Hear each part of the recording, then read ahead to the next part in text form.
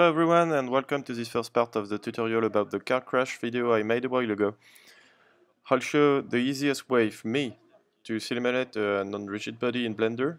You will be able to resimulate everything if something it doesn't suit to you, and even animate it by hand if you like.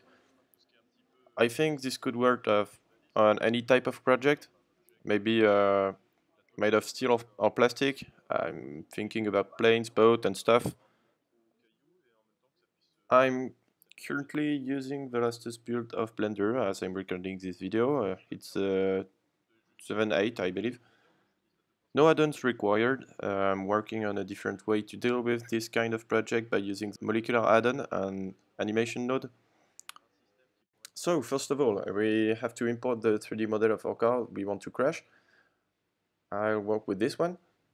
First thing to do, separate the parts by their physical material. The most important is to separate the steel from the glass because the windshield is going to be shattered with particles. We can even separate the wheels if we want to animate them later. Now I'm going to duplicate all these separated meshes and combine them on another layer. We'll use it to simulate a rigid body. This is our road model now. So I'm creating the road by using Shift A on the keyboard and select plane. You can scale everything by typing S on keyboard and selecting X, Y, or Z will help you to drive the scale along an axis.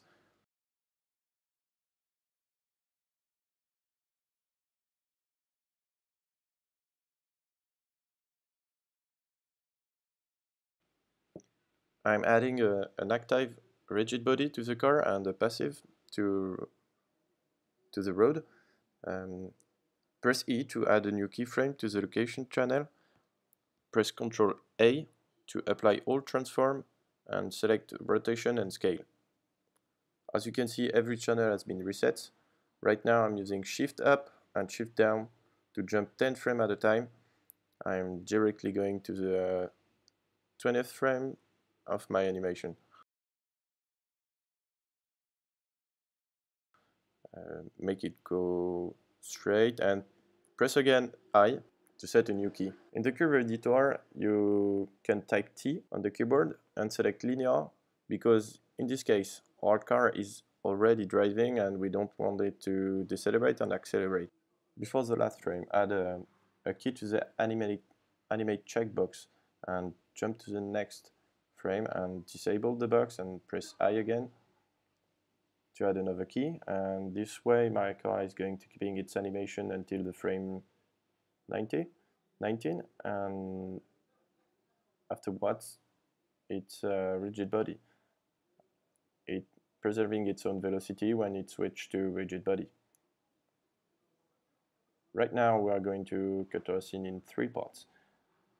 The first one is the rigid body animation, the rough part of the animation. The second part will be simulating the soft body with the rigid body animation, and finally applying everything on the iPoly model in the third part. You can play with friction if you like, friction setting, to get the road and the car more sticky together. I'll go with 0.950 at first. Now I think our car is a bit slow for a crash, so select every keyframe from the 2 latest frame and bring them back a bit closer from the first frame. Our car will drive twice faster, so since we just jumped from the 20th frame to the 10th frame, maybe with 1 friction, 2 looks good. 2 looks good. I'm creating a little object to collide with the car, add a passive rigid body to it, and place it in the middle of the road.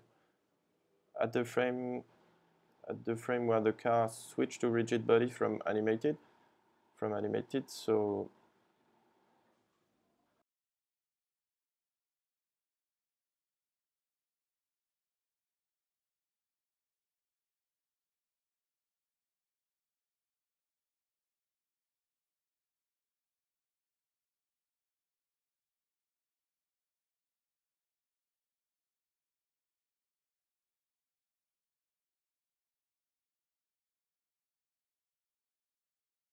looks good for me. I have to bake it, so click the bake button. it won't take much time because uh, every single keyframe, every single frame is already stored in the cache. But of course, after all this, if you couldn't find the perfect move for a car, you can just animate it by hand without the rigid body simulation. Second part. Now you can create a cube around the car. We need to fill all the parts with a very low poly. Looks good. I just extrude these two faces, and we want to make sure that every part of the car is covered by the volume of the cube. It's a bit like a bounded box.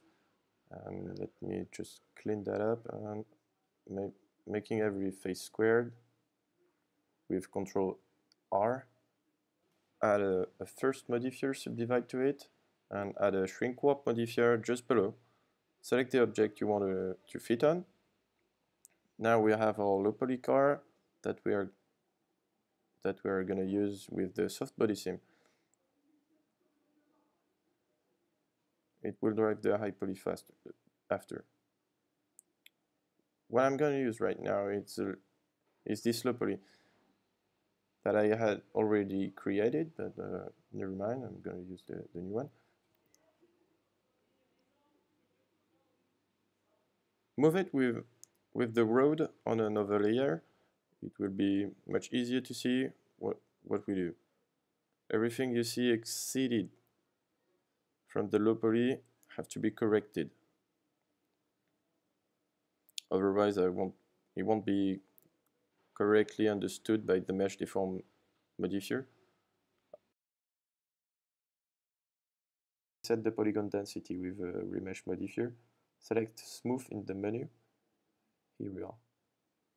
And you can apply all of them now. You don't need those anymore. Select the low poly remeshed we just made first, and then Shift, select the rigid body car. Press Ctrl P, choose parent. So add a collision physics attribute to the road and a soft body attribute to the car. So to be clear, the goal settings are very important in this kind of linked physics. They will allow or not to the soft body to jiggle around its pivot point, as you can see.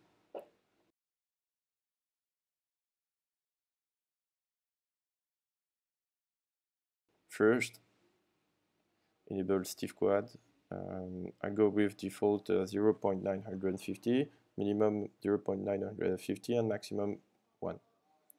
Now the soft body follow its parent. Finally I'll go with default 0.950, minimum 0.980, and stiffness 0.1. You have to just increase also the damping setting. I go with 50. All right, that's good for me. And now we can see some deformation on the front. If you want, play a bit with these settings to find a good balance. The first simulation is never good. You have to know that you have to run a bunch of them to refine your own settings. Every 3D scene is different, unfortunately. Now the last part. We just have to link this deformation to our high poly model.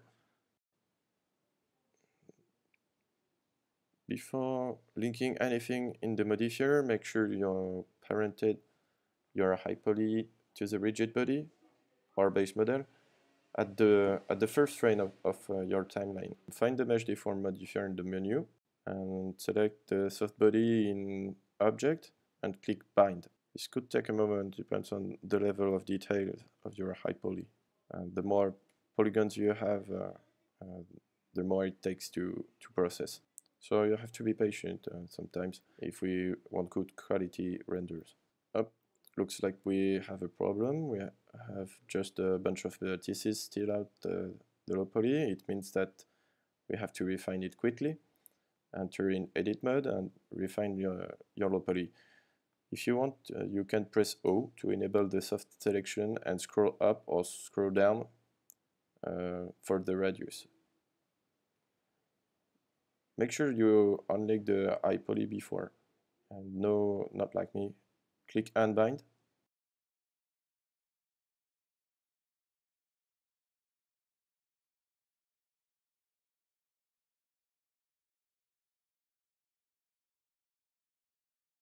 Now I can relink these two. Click Bind again. And do the same thing to the windshield. Find this modifier 5 precision is good. A higher value would take a lot more to process, and for this kind of model you can't really tell the difference between 5 or 7 or 9 or even more. It's better to not go under 5 if you want to keep an average quality. If so, you could get a very hard stretched polygons during the animation.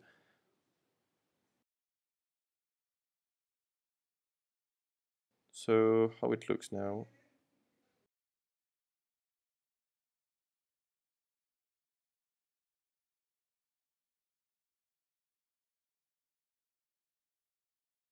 I'm switching this guy off and bounce so it won't be visible at render.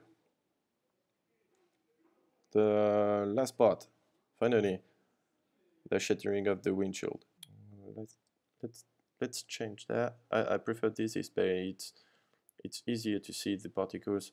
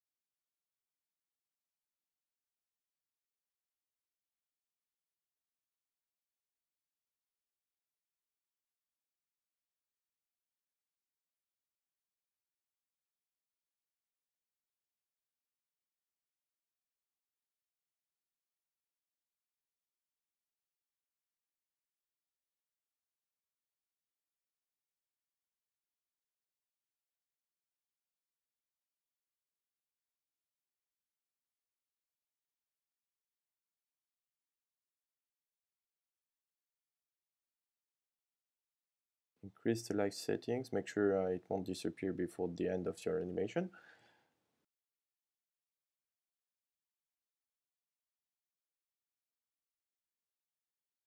I believe we should have a collision with the road. So move the road with the windshield to separate layer together.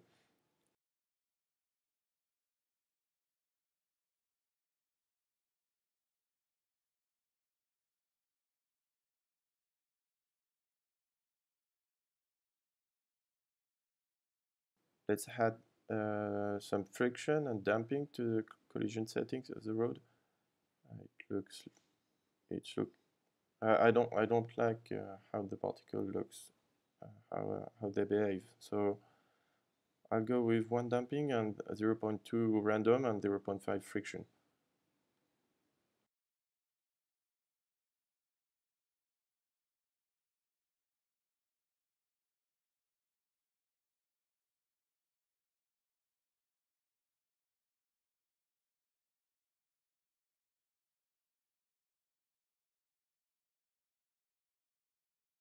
So now that's all particle works fine.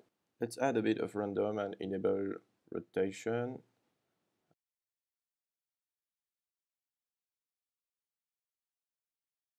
And it's time to bake. Looks good.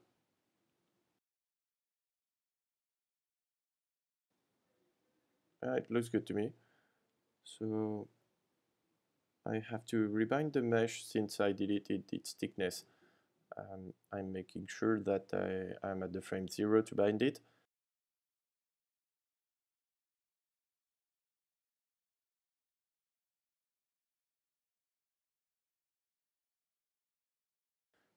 Finally, add the explode modifier.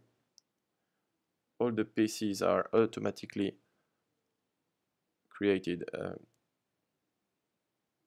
Let's hide particles for now.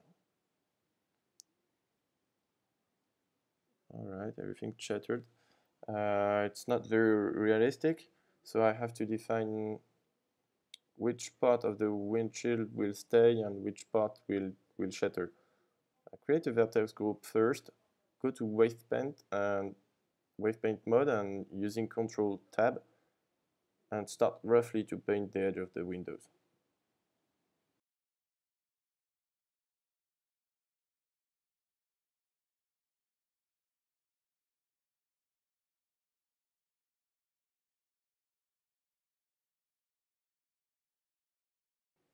So here we are.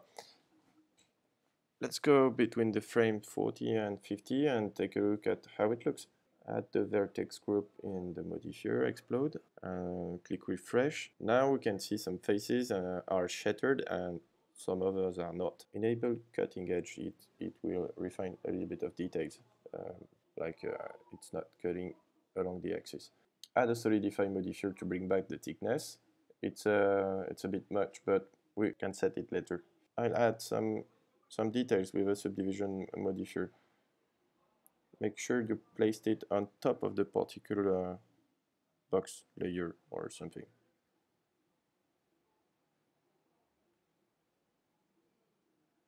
Alright, looks good to me. I hope it will help you, and if you want to go further, feel free to shatter the headlights or even the plastic part. If you have any questions, just let me know in the comments below. I will do my best to answer it. I will see you for the next step, which are adding a level of advanced fractured rigid bodies, like if the car hits a wall, and create a special shader for the car to create scratches and at the very spot where it hits the ground. Until then, take care guys, and thanks for watching.